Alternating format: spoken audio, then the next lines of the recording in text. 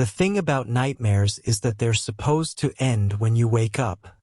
I learned that lesson the hard way in the basement of an abandoned warehouse on the east side of Portland, where the smell of rust and death hung in the air like a prayer gone wrong. Where my brother Danny bled out on concrete while a madman stood over him with a scalpel that caught the light like a promise of pain. Where I discovered that love makes you do impossible things, like pull a trigger on another human being and sleep soundly afterward. But I'm getting ahead of myself. My name is Jake Morrison, and 6 months ago, I was just another construction worker with calloused hands and simple problems. My biggest worry was whether Sarah Martinez would say yes if I asked her to move in with me. My brother Danny was pulling double shifts as a paramedic, saving lives and complaining about his back. Sarah was stitching up Saturday night mistakes in the ER, coming home exhausted but fulfilled. We were ordinary people living ordinary lives in an ordinary city. Then Sarah disappeared. Not gradually, the way people drift apart or relationships fade.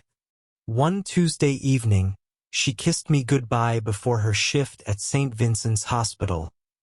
12 hours later, her car was found behind a warehouse with the driver's door hanging open like a scream, her purse scattered across the passenger seat, and her blood, just 3 drops of it, drying on the asphalt. The police said she was probably dead. Statistics don't lie, they explained with the practiced sympathy of people who'd delivered this news before. Most missing persons cases involving adult women and signs of violence end badly.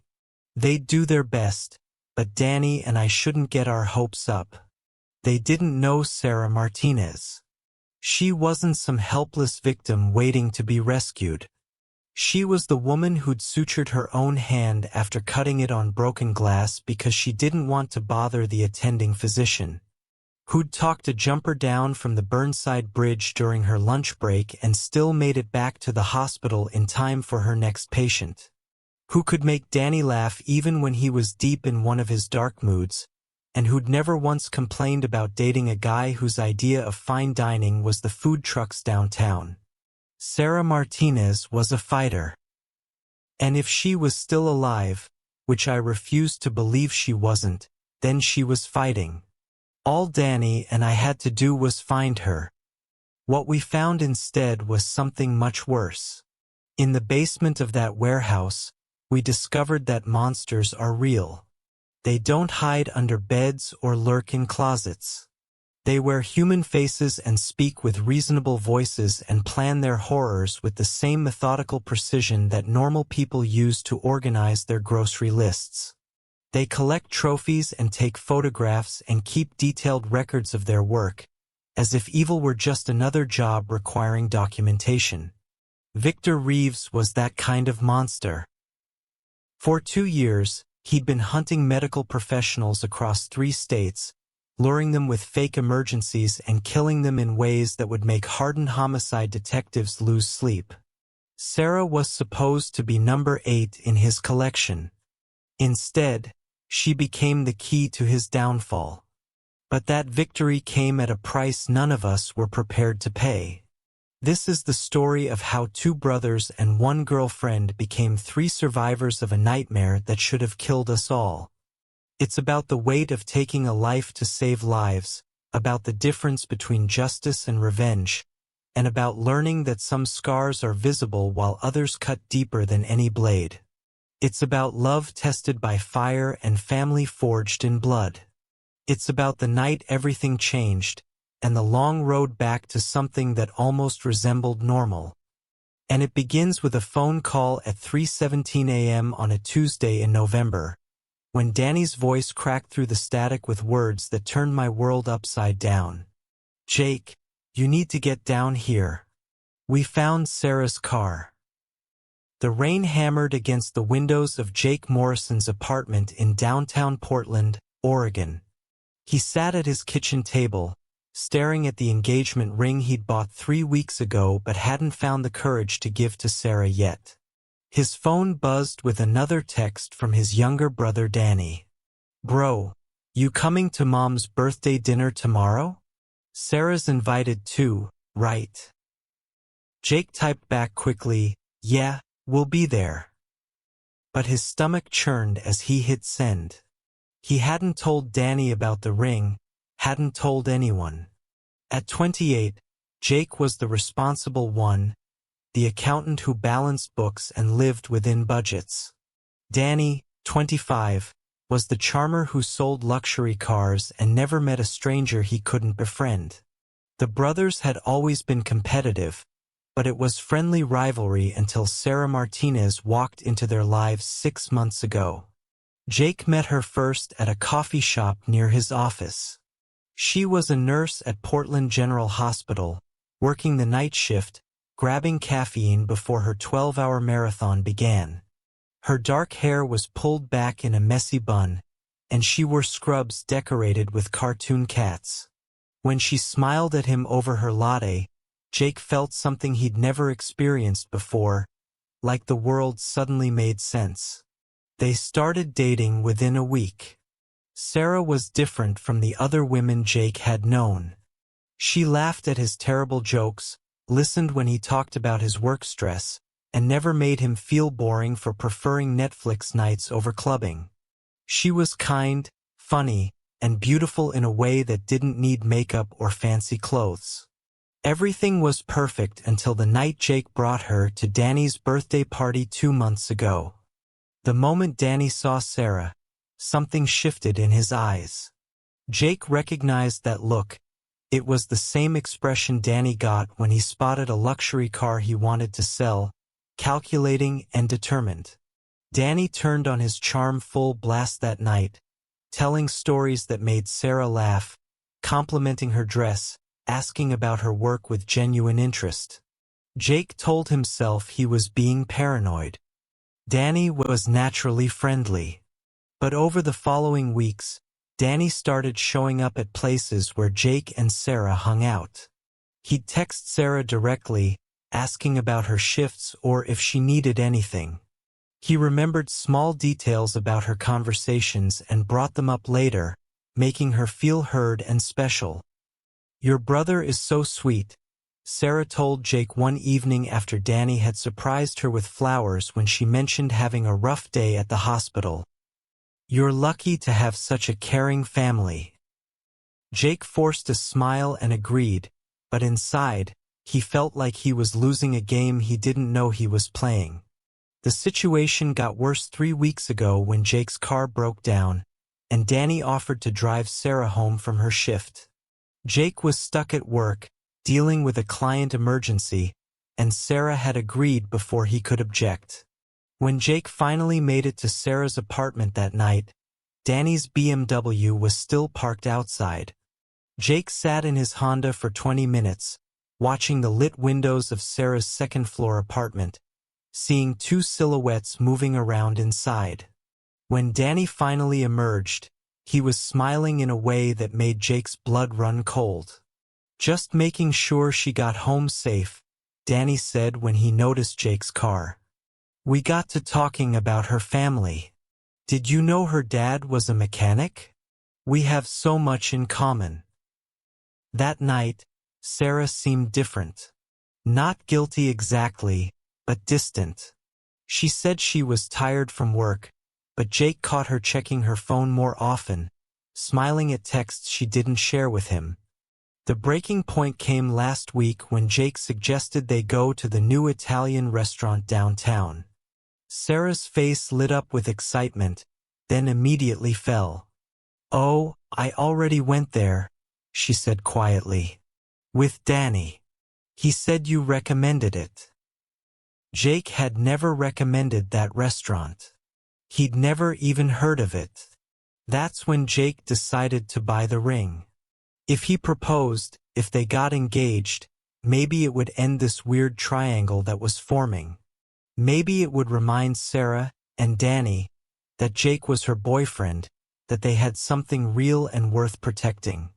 But now, sitting in his apartment with the ring box in his hands, Jake wasn't sure about anything anymore. His phone buzzed again, this time with a text from Sarah. Can't wait for tomorrow night. Your mom is so sweet for including me in the family dinner. Danny said he has a surprise for everyone. Danny had a surprise. Jake's hands tightened around the ring box. What kind of surprise? And why was Sarah texting about Danny again? Jake stood up and walked to his window, looking out at the city lights blurred by rain. Portland felt different now, like a place where bad things could happen to good people. He thought about his brother, about the way Danny's smile never quite reached his eyes anymore, about how competitive they'd been as kids over everything, toys, games, their parents' attention. He thought about Sarah, about whether she was pulling away from him or if he was imagining it. About whether love was supposed to feel this complicated, this scary.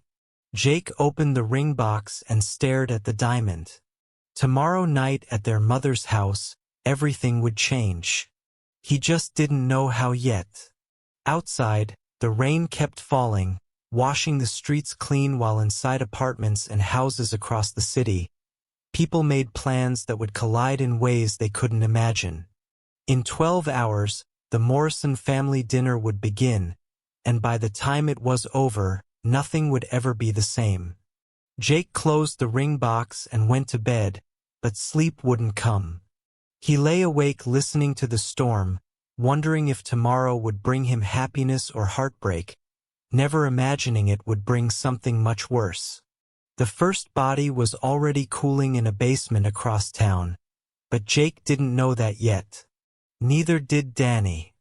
Neither did Sarah. But they would soon. Margaret Morrison had been cooking all day. The smell of pot roast filled her modest two-story house in southeast Portland, mixing with the scent of her famous apple pie cooling on the counter. At 62, she was still beautiful in the way women are when they've been loved well and have loved others in return. Her husband Tom had passed 3 years ago, but she kept his memory alive in this house where they'd raised their 2 boys. Jake should be here any minute, she said to Danny, who was setting the dining room table with her good china. And he's bringing Sarah. I'm so excited to get to know her better. Danny smiled as he arranged the silverware. Yeah, Sarah's great. Really great. His voice carried something Margaret couldn't identify. Was it affection or something else? The doorbell rang at exactly 6 o'clock. Jake had always been punctual, even as a child. Margaret opened the door to find her older son holding hands with a lovely young woman with kind eyes and a nervous smile. Mom, this is Sarah, Jake said, his voice tight with tension. Margaret immediately noticed. Mrs. Morrison, thank you so much for inviting me, Sarah said, offering a bouquet of flowers. Jake talks about you all the time. Call me Margaret, honey. And these are beautiful. She hugged Sarah warmly, then pulled Jake into her arms. You look tired, sweetheart. Everything okay? Just work stuff, Jake lied, but Margaret had raised 2 boys. She knew when something was wrong. Danny appeared in the hallway, and Margaret watched Sarah's face light up. Danny, I didn't know you were here already. Got off work early, Danny said, hugging Sarah just a little too long. Wanted to help Mom with dinner. Margaret noticed how Jake's jaw tightened, how his hand found Sarah's back possessively. Oh no, she thought. Not this. Not her boys. Dinner started pleasantly enough. Margaret asked Sarah about her work at the hospital, and Sarah shared funny stories about difficult patients and sweet moments with families. Danny jumped in with questions, showing genuine interest, while Jake sat quietly, pushing food around his plate. So Sarah, Margaret said as she served pie, how did you and Jake meet?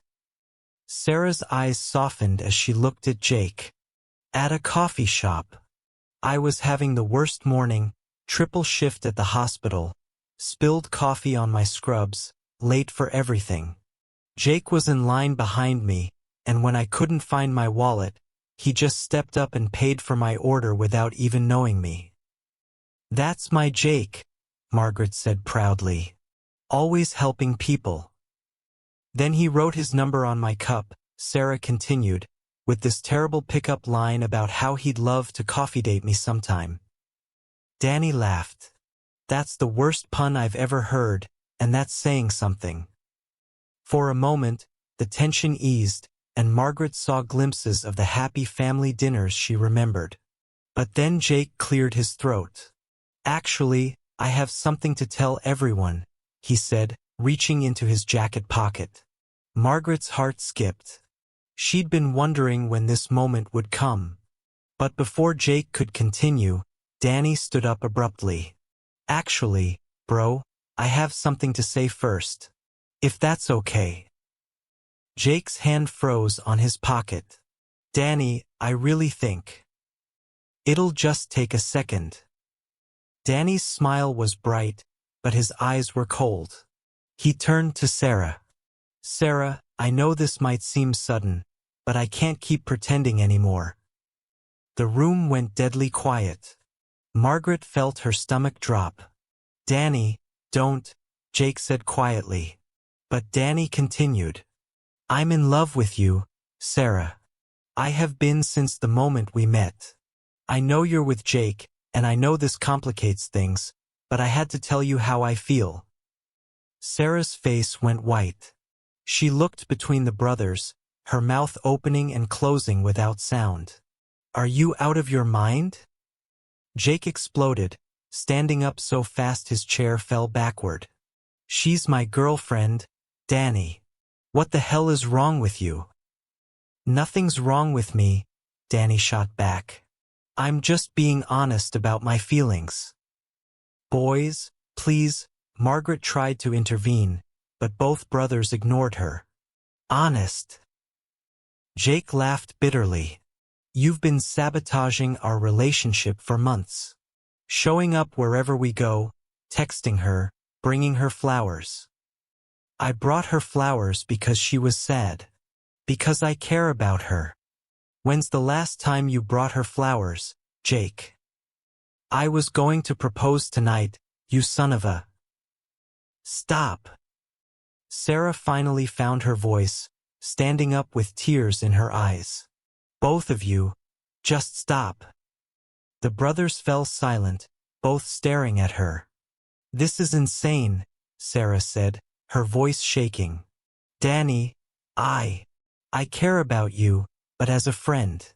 As Jake's brother. And Jake." She looked at him with something that might have been pity. "You were going to propose? We've been dating 6 months, and you never even told me you loved me." Jake's face crumpled. "I do love you. I'm not good with words like Danny is." "This isn't about words," Sarah said softly. "This is about trust. About communication. About how you both have been treating me like some prize to be won instead of a person with feelings." She grabbed her purse from the side table.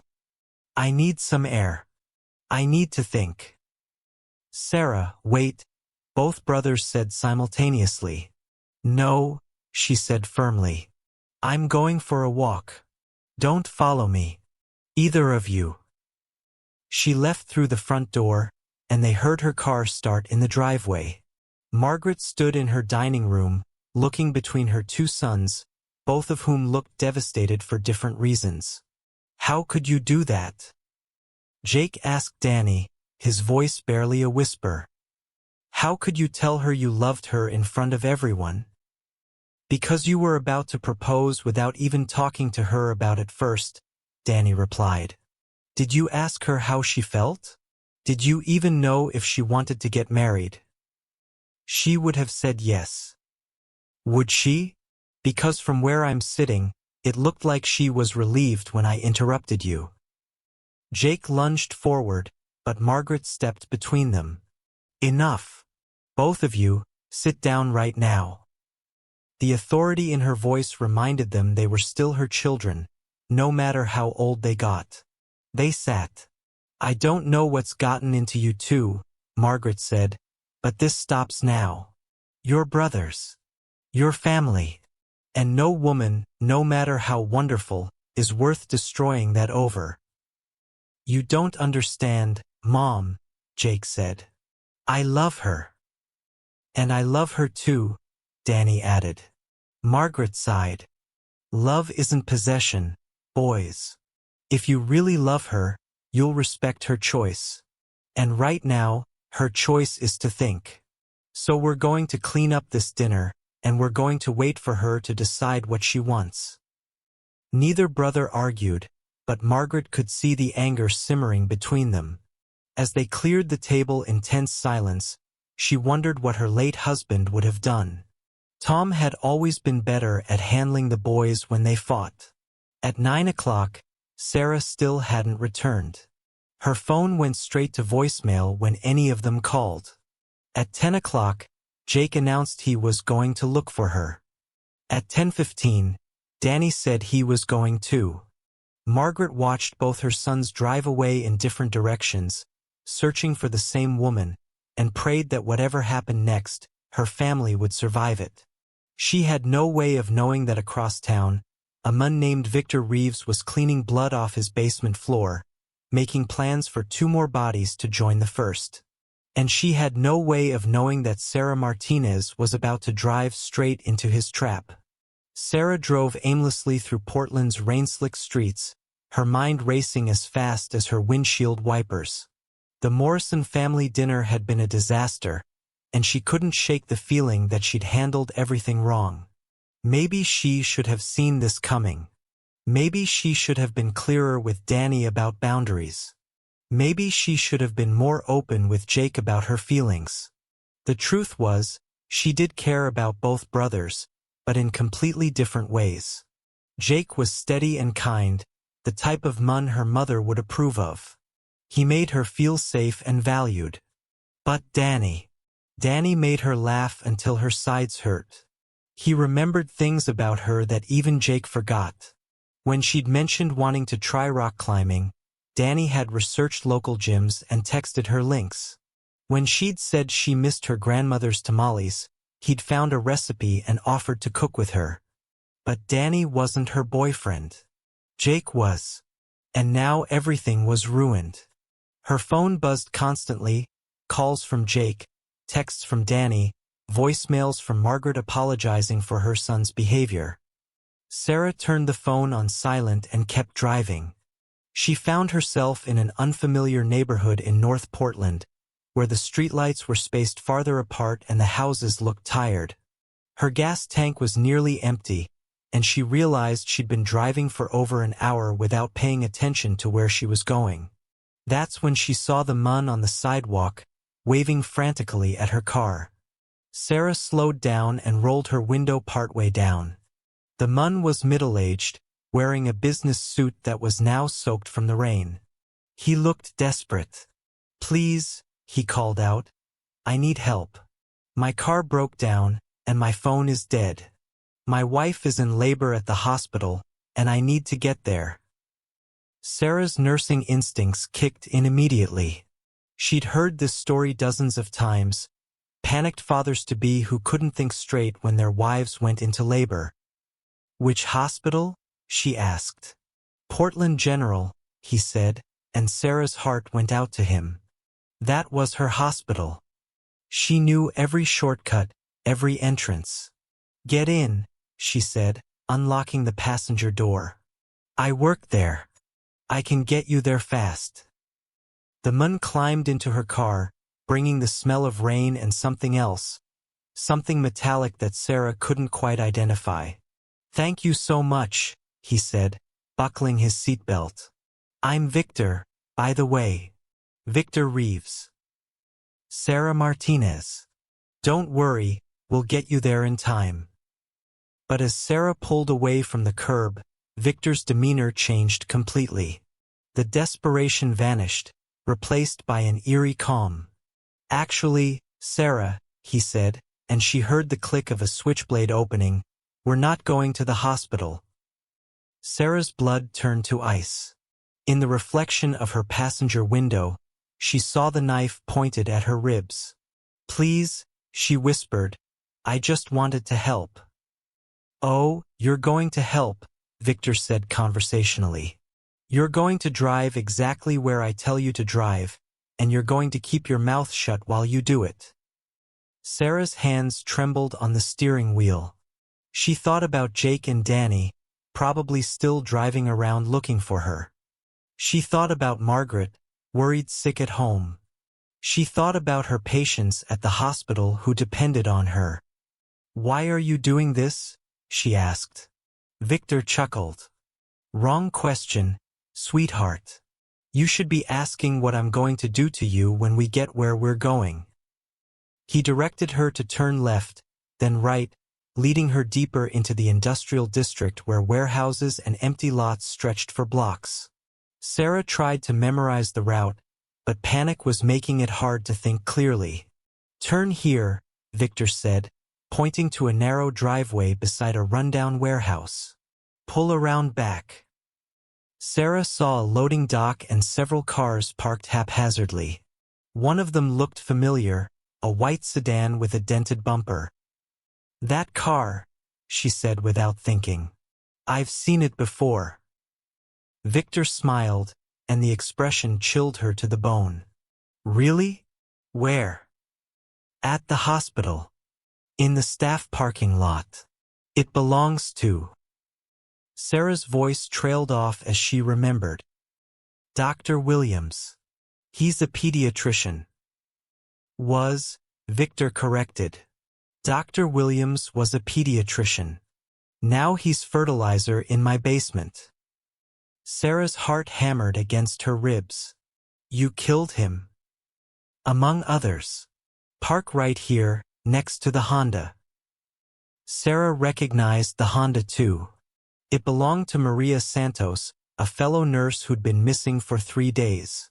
The police had found her car abandoned downtown, but here it was, at whatever hellish place Victor had brought her. "Maria," Sarah whispered. "Sweet girl," Victor said casually. "Cried a lot, though. Got annoying after a while." Sarah felt bile rise in her throat. She thought about making a run for it, but Victor seemed to read her mind. "Don't even think about it," he said, pressing the knife harder against her side. "You run, I'll catch you. And then things will get much worse for you before they get better." He made her park and turn off the engine, then walked her to a side door of the warehouse. Inside, the building was mostly empty except for some old machinery and wooden crates. But Victor led her to a staircase that went down to a basement level. The smell hit her first, the coppery scent of blood mixed with something else, something rotting. Sarah gagged and tried to pull back, but Victor's grip on her arm was iron-strong. "Welcome to my workshop," he said, flicking on a bare light bulb that illuminated a scene from Sarah's worst nightmares.